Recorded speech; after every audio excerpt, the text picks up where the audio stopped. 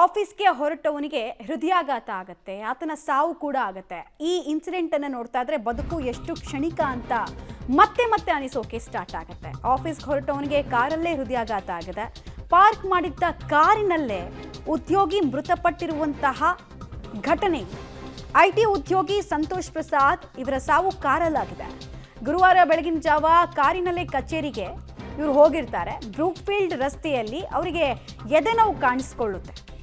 ಬಳಿಕ ಕಾರು ರಸ್ತೆ ಬದಿಗೆ ಸಂತೋಷ್ ಪಾರ್ಕ್ ಮಾಡ್ತಾರೆ. ಯಾವಾಗ ನೋವು ಸ್ಟಾರ್ಟ್ ಆಯಿತು ವಿಪರೀತವಾಗಿ.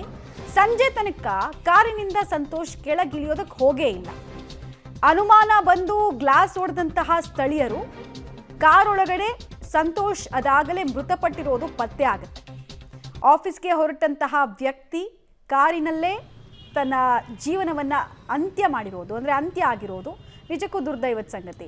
ವಿಜುವಲ್ಸನ್ನೇ ಗಮನಿಸ್ತಾ ಇದ್ದಾರೆ. ಇದೇ ಕಾರಲ್ಲಿ ಪಾಪ ಎಂದಿನಂತೆ ಎಲ್ಲ ಸರಿ ಹೋಗಿದ್ದಿದ್ರೆ ಅವರು ಆಫೀಸಿಗೆ ಹೋಗು ಮನೆಗೆ ರಿಟರ್ನ್ ಆಗಬೇಕಾಗಿತ್ತು. ಆದರೆ ವಿಧಿ ವಿಪರೀತ ಅಂತ ಅಂತೀವಲ್ಲ, ಇತ್ತೀಚೆಗಂತೂ ಇಂಥ ಪ್ರಕರಣಗಳು ಮೇಲಿಂದ ಮೇಲೆ ಆಗ್ತಾ ಇದೆ. ಚಿಕ್ಕ ಚಿಕ್ಕ ವಯಸ್ಸಿಗೆ ಮೃತಪಡೋರು, ಈ ಹೃದಯಾಘಾತ ಅಪಘಾತ ಎಲ್ಲ ಒಂದು ನೆವ ಅಷ್ಟೇನೆ ಅಂತ ಅನಿಸ್ಬಿಡುತ್ತೆ. ಬದುಕು ಎಷ್ಟು ಕ್ಷಣಿಕ ಅನಿಸ್ಬಿಡುತ್ತೆ. ಡೀಟೇಲ್ಸ್ ಕೊಡ್ತಾರೆ ನರಸಿಂಹಮೂರ್ತಿ. ಈ ವ್ಯಕ್ತಿಗೆ ಹಾರ್ಟ್ ರಿಲೇಟೆಡ್ ಏನಾದರೂ ಸಮಸ್ಯೆಗಳಿತ್ತಾ? ಯಾವಾಗ ಎದೆ ನೋವು ಕಾಣಿಸ್ಕೊಳ್ತು? ಪ್ರಾಬಬ್ಲಿ ಅವ್ರು ಏನಾದರೂ ಆಸ್ಪತ್ರೆಗೆ ಅದೇ ಸ್ಪೀಡ್ನಲ್ಲಿ ಹೋಗಿದ್ದಿದ್ರೆ ಬದುಕುಳಿತಾ ಇದ್ರೆ ಏನೇನು ಡೀಟೇಲ್ಸ್ ಸಿಗ್ತಾ ಇದೆ?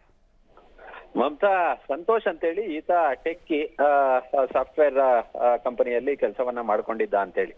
ಈತ ಗುರುವಾರ ಎಂದಿನಂತೆ ತನ್ನ ಕಾರ್ನಲ್ಲಿ ಕೆಲಸಕ್ಕೆ ಹೋಗುವಂತಹ ಸಂದರ್ಭದಲ್ಲಿ ಎದೆಯಲ್ಲಿ ನೋವು ಕಾಣಿಸ್ಕೊಂಡಿದೆ. ಹೀಗಾಗಿ ಕಾರನ್ನ ಆತ ಸೈಡ್ಗೆ ಹಾಕೊಂಡಿದ್ದಾನೆ. ಆದ್ರೆ ಆತ ಯಾರಿಗನಾರು ಸಹಾಯ ಕರಿಬೇಕಾಗಿತ್ತು, ಇಲ್ಲ ಆತನೇ ಎಲ್ಲಾದ್ರೂ ಹತ್ತಿರದ ಖಾಸಗಿ ಆಸ್ಪತ್ರೆಗೆ ದಾಖಲಾಗುವ ಕೆಲಸವನ್ನ ಮಾಡ್ಬೇಕಿತ್ತು.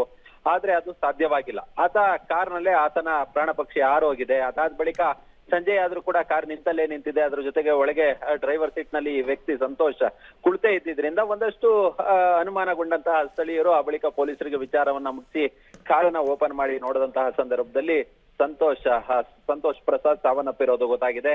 ಇಂದಿರಾನಗರದಲ್ಲಿ ಕುಟುಂಬ ಸಮೇತ ವಾಸವಾಗಿದ್ರು ಅನ್ನೋದು ಕೂಡ ಗೊತ್ತಾಗಿದೆ.